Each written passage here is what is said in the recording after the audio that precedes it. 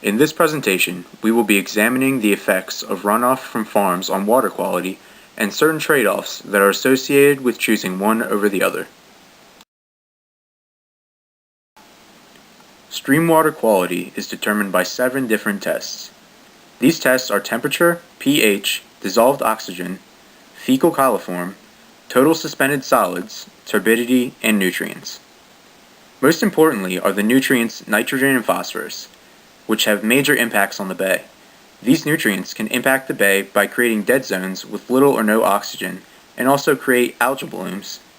These effects can have devastating impacts on the various industries relying on the health of the bay. These drastic effects will also hurt seafood, recreational, and residential industries.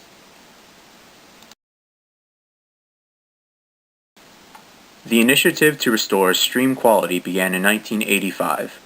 This started with the Food Security Act, which stated that farm area wetlands should be converted into non-wetland areas.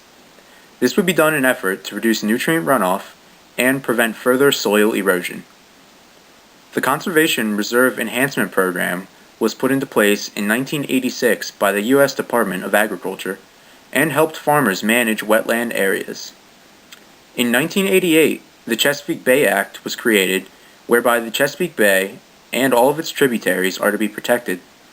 Since then, other efforts have been put into place to offer incentives to farmers to turn their wetlands into non-wetland areas and be compensated for it. The most popular method of preventing agricultural runoff is to implement riparian buffers. Riparian buffers may consist of native grasses, hard and soft woods, and other natural materials. These buffers help filter out nitrogen and phosphorus in animal manure. They also help to prevent soil erosion.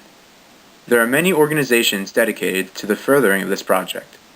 Most notably of these is the Conservation Reserve Enhancement Program, also known as CREP, in Maryland, where farmers are offered money to create their own riparian buffers.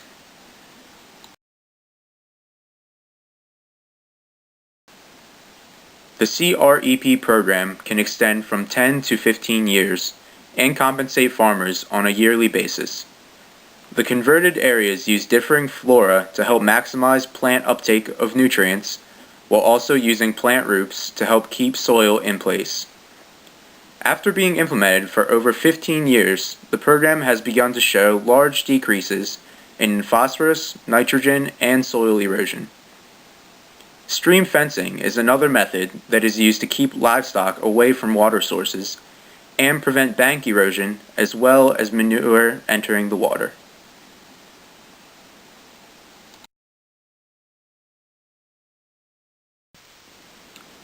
A significant increase in the concentration of animals on farms has greatly increased the risk of manure running off into tributaries of the Susquehanna River, which leads back to the bay. Figure 2.1 shows how the number of animals per farm has increased over time. In Figure 2.2, the largest amounts of nitrogen entering the bay can be seen coming from areas rich in agriculture and from urban areas. Cows, hogs, and poultry are currently in densities 5 to 100 times greater than in the 1950s, producing much more manure in the same amount of space. Many farmers sell their manure to be used as fertilizer. However, it is not economical to transport the manure more than a few miles to surrounding farms. Much more manure is being produced than can be used as fertilizer. Animal manure contains only slightly more nitrogen than phosphorus. Most crops require much more nitrogen than phosphorus, so when using manure as a fertilizer, excess phosphorus is spread and runs off into surrounding waterways. In 2003, livestock in the Bay watershed were estimated to produce 88 billion pounds of manure per year, generating nearly 600 million pounds of nitrogen.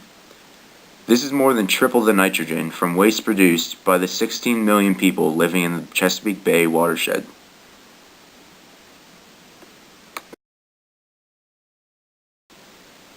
Animal manure is the largest source of nitrogen and phosphorus being placed on lands in the Bay watershed.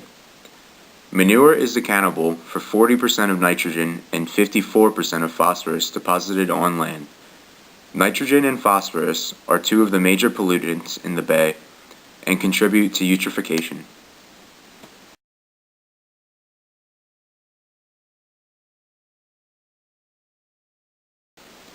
Eutrophication occurs when excess nutrients, particularly nitrogen and phosphorus, enter the bay and cause large algae blooms. When the algae die, they decompose and suck nearly all of the oxygen out of the water. These areas of the bay are referred to as dead zones because organisms cannot survive in the oxygen-deficient water. Additionally, the algae blooms block out sunlight from reaching submerged aquatic vegetation, also known as SAV, that grows underwater. SAV is vital to multiple bay species because it provides cover for young developing organisms, such as blue crabs, and it is also a food source for seasonal visitors to the bay, such as the canvasback duck.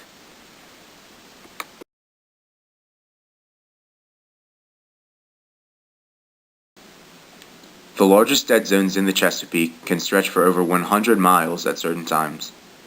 Dead zones reduce the area of the Chesapeake Bay that can support life, and as a result, reduce the yields of seafood that can be harvested from the bay. They can even cause large fish kills to occur.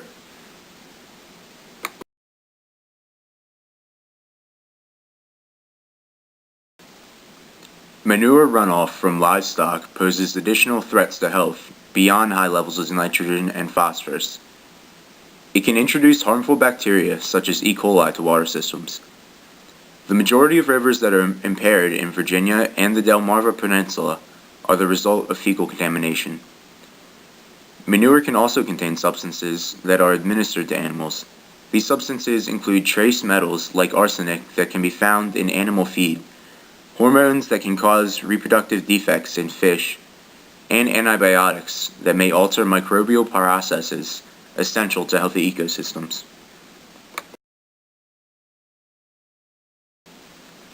Despite the high levels of pollution from livestock, farms and the animals that are raised on them are important in providing high quantities of food at low prices.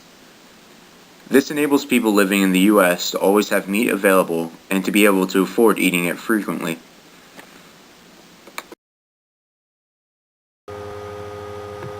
According to the National Oceanic and Atmospheric Administration's 2008 publication, the commercial seafood industry in Maryland and Virginia contributed $2 billion in sales, $1 billion in income, and more than 41,000 jobs. A study by the Chesapeake Bay Foundation found that fishing, tourism, property, and shipping activities estimated the value of the bay to Maryland and Virginia to be $678 billion in 1989. If you factor in inflation prices and increase in demand, as a panel of experts did for the Chesapeake Bay Foundation, it would place the value of the bay over $1 trillion.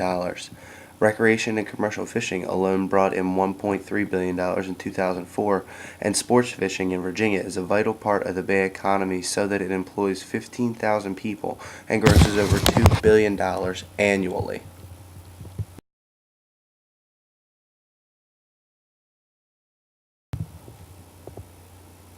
The three main aquatic species that contribute to the economical function of the Bay Mid-Atlantic region is the Maryland blue crab, the oyster, and the striped bass, or commonly known as the rockfish. The pollution of runoff by the bay and poor water quality threatens the sources of income for these watermen.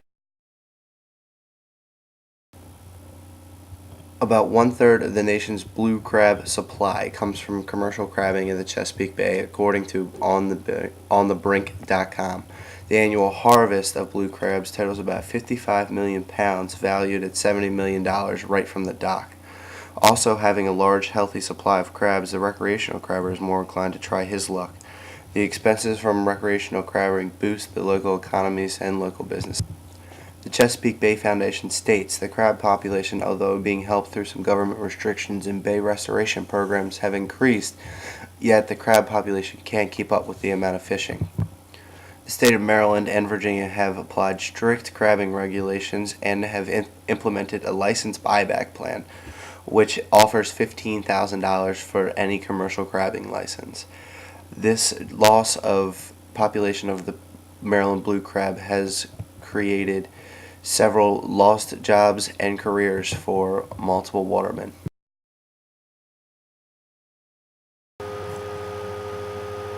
In the early years of oyster harvesting, the industry employed thousands of people involved in every aspect of the business. The industry generated millions of dollars a year for the Bay economy. Although the oysters act as natural filters, with high amounts of pollution and low amounts of oxygen, the oysters struggle to filter the water and are more susceptible to disease. The Chesapeake Bay Foundation reports that one oyster filters 50 gallons of water a day, and the reefs provide vital habitat for the other bay creatures. Maryland Department of Natural Resources reported in the last 30 years the decline of the bay oyster has meant a loss of more than $4 billion to Maryland and Virginia. They also go on to say that the decline in the oyster industry, the oyster houses went from 157 in 1970 to about 6 today. A study by the University of Maryland states that the oyster population is down. Rockfish have been the biggest economic draw out of any other creature in the bay. It consistently stays the most popular commercial fish available. It generates over $50 million in profit per year. The population has suffered from low oxygen levels, poor habitat, and overfishing, which has caused the government to impose a moratorium in 1989. Even though the population has successfully rebounded, the pollution levels are still affecting the habitat of the most popular fish of the bay.